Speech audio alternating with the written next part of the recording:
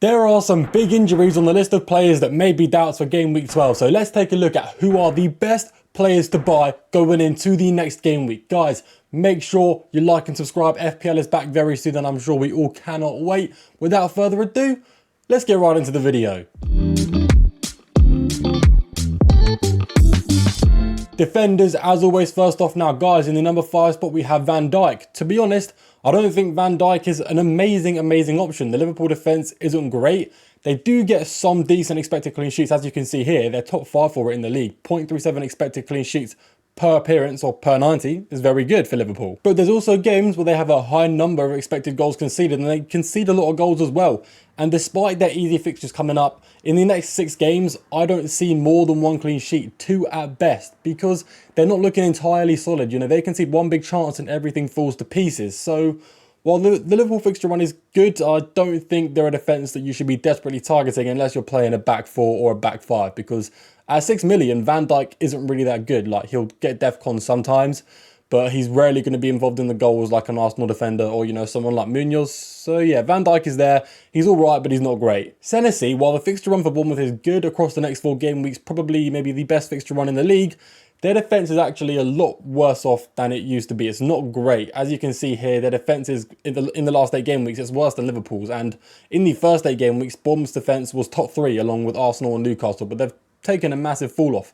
Playing home to West Ham is a fixture I believe is so good for Senesi, and you could see an 8 to 10 pointer in there with DEFCONs, bonus points, and a really high chance for a clean sheet. That's why I like Senesi, despite the, you know, low chances for a clean sheet across the next few game weeks aside from West Ham. It's because the DEFCONs are so prevalent. He is always going to end the game with at least 3 or 4 points, unless he gets unfortunate and doesn't hit DEFCONs. So it's just reliable, low output for his price. Even when he doesn't keep a lot of clean sheets, he's still pretty good value, which is why I think he's always a defender worth owning. And because the entry point is so good, I think he's worth going for. The top 3 are defenders that I really like the look of. Munoz is insane. Expected goal involvement's very high.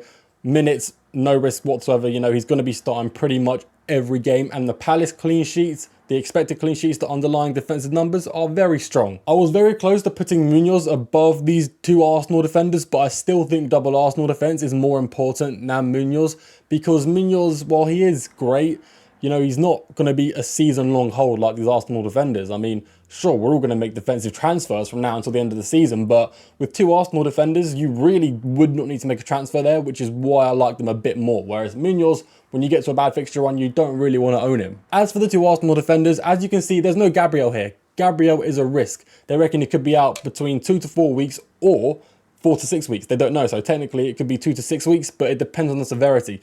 Either way, he's not going to be playing for the next 2 game weeks. That's what everyone's thinking. Most likely he's going to be back earliest game week 14, but we will get more info on it hopefully by the time I make a team selection video. We've got some more updates, but as for now, double Arsenal defence is still important, and Timber plus Calafiori is the best duo to currently own. I know a lot of you watching probably own at least, you know, 2 Arsenal defenders, one of them being Gabriel, and the other Arsenal defender you own is probably Timber or Calafiori. So whichever one you don't have, you should probably pick up. It's probably the best Gabriel replacement. When it does come to selling Gabriel, I might not do it just because I can sell Dan Burn and bring in a different defender, then keep Gabriel for when he does come back from injury without wasting a transfer, which is also a viable option if you guys can do that. But if you can't and you need to sell Gabriel, then Timber or Calafiori is your best option for a replacement. In midfield, despite his poor numbers, I think Sarr is a great player to own. We're looking at midfielders in the last 4 game weeks instead of the last 8 like we did for the defenders. If you guys are new here, you may not know that, but for those of you who watch regularly, you already know that. Crystal Palace in the last 4 game weeks, they've not been amazing. Fun fact for you, I said this in the last video, I'm going to say it in this one. In the last 8 game weeks, Crystal Palace are 2nd for expected goals. In the last 3 game weeks, they are 20th for expected goals, which is just so weird. It's not something you expect. I don't think it's a sign of things to come. You know, they played away to Arsenal in one of those 3 fixtures. That's quite tough. And the defences they played against, you know, Brentford and Brighton, while they're not exactly strong defences, they're not exactly weak defences either. And Palace are just on a run of bad attacking form. But I think that's going to change very soon, and I think Sarr is going to be involved in a few goals very soon with this good fixture run coming up. Gakpo is what a lot of people disagree with. I know some people want to sell Gakpo because he didn't play the last game week, but Gakpo's minutes aren't as bad as you think. Out of the 11 game weeks this season, he started 9 of them, which is very strong. And even when he comes on as a sub, it's not like he can't make an impact. And looking at the underlying numbers here, they're very good. It's the best from any Liverpool attacker. And I know some of you may think Szoboszlai is better because he's more reliable for minutes. And yeah, that's all good and well saying he's more reliable for minutes, but he's more reliable for minutes at right back, you know. do you really want a midfielder playing at right back when he can't even get clean sheet points? Whereas Gakpo here, he's good all round. I'm a huge fan of this guy as a pick. Despite the risk, I think it's worth it because he's got some good fixtures coming up. You know, Liverpool will score in these games and the player with the best underlying data is most likely to be involved as long as he's on the pitch. If he had reliable minutes, he would be much higher on this list. As for Bukayo Saka, very unfortunate, along with Mbeumo, we'll talk about later. They both have good expected assists, create a lot of big chances, but don't have any assists to show for it. And going forward in terms of expected goals, Saka's also very good, high big chances as well. He's not been amazing at finishing, but Saka's never been a guy to massively overperform the expected goals, and he is on penalties at the end of the day, which we cannot forget, which makes him worth that 10 million price tag. The fixture run for Arsenal isn't fantastic, but he's a really good premium to own alongside Haaland. As you can see, the def cons as well look really, really good for a player that, you know, you would think is more attacking. He's actually making a lot of recoveries in some games, so you could see an extra couple points for def cons, which could lead to more bonus points for Bukayo Saka. So yeah, lots of avenues to go down for this guy to get you some points. He is just quite a lot of money, so if you can afford it, great.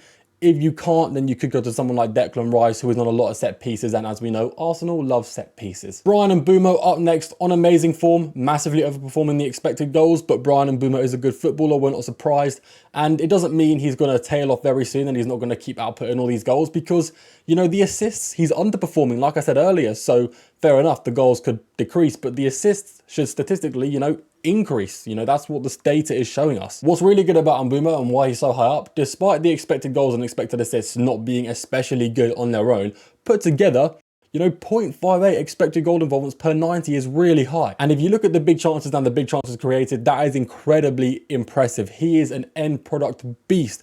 So even though his expected goals aren't massively high, all he needs is one big chance. All he needs is to create one big chance to get some points. So yeah, he is incredibly high priority this game week. He's very high owned. The reason he's not above Semenyo is because, well, Semenyo is insane. Okay, we know how good he is. He's been on bad form recently, but he's been playing with Krupa Jr., who's been taken away from the expected goals that Semenyo was normally getting when playing with Evanilson. And now Evanilson is back to starting ways. I expect Semenyo to be more involved in the goals again. And with this home to West Ham fixture, incredibly easy fixture, I think Semenyo is going to be back in the goals very soon. And because his ownership is so high, you just cannot miss out on him. I know a lot of people will probably already own him, but there will be some people that have sold him, or, you know, some people that are considering selling him. So I'm kind of putting him at number 1 here to let you all know he is not worth selling, and he's, you know, very essential in your teams. Forwards, guys, I'm not going to lie to you, it wasn't easy. The bottom 2 here, I'm not a fan of putting in this list. Evanilson may not even start every game over Krupa Jr. He probably will, but he might not. So yeah, I don't think he's a super high priority. With only 3 forward spots in the game, you don't really need this guy. As for Pedro, it kind of annoys me to put him here because he was a must sell, and as soon as all of us sold him, he ended up getting really good underlying data and really good points. But, you know, he's not any higher on this list because there's a lot of rotation risk around Chelsea at the moment with some tough European fixtures coming up. So we may not see Pedro start every single one of these games. He may not even start the Burnley game, which is the really only fixture of interest coming up in the next 4 game weeks. So yeah, if you want a differential, Pedro is looking good, but ideally you would own 1 or at least 2 of the 3 forwards above him. So let's actually get into the real big dogs, the players that I think you should be owning alongside Erling Haaland, who isn't in this list, because it's already incredibly obvious that you should have bought Erling Haaland by now. Danny Welbeck, he's doing well. The expected goals are all right. The expected assists aren't, you know, it's what you expect from a cheap forward. My issue with Danny Welbeck is that he is averaging less than 1 shot in the box per game, which is incredibly low.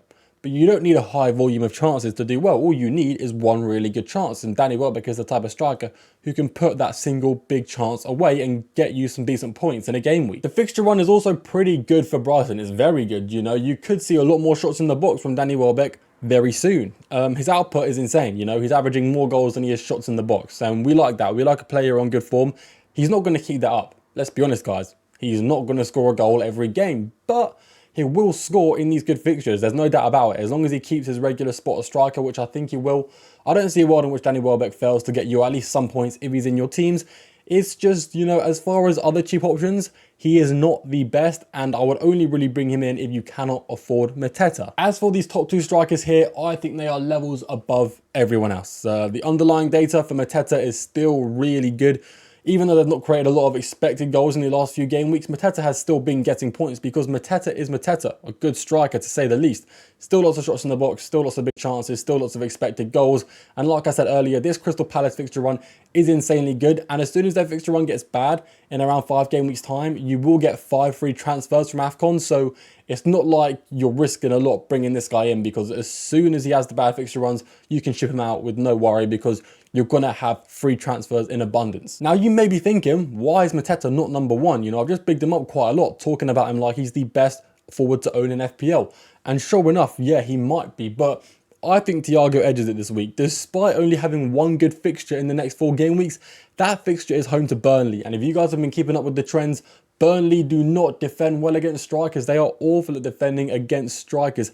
And I see at least 2 or 3 goals in that game for Thiago. I know it sounds optimistic. And even though Harden's playing home to Leeds in that game week, in game week 13, I still think Thiago is a very good captaincy option. So yeah, we'll see how that one goes. I might be wrong. I might be over optimistic, but yeah, Thiago's on such good form. He's finishing pretty much all the big chances he gets. And playing against a team like Burnley, you just cannot miss out on that haul. You can't.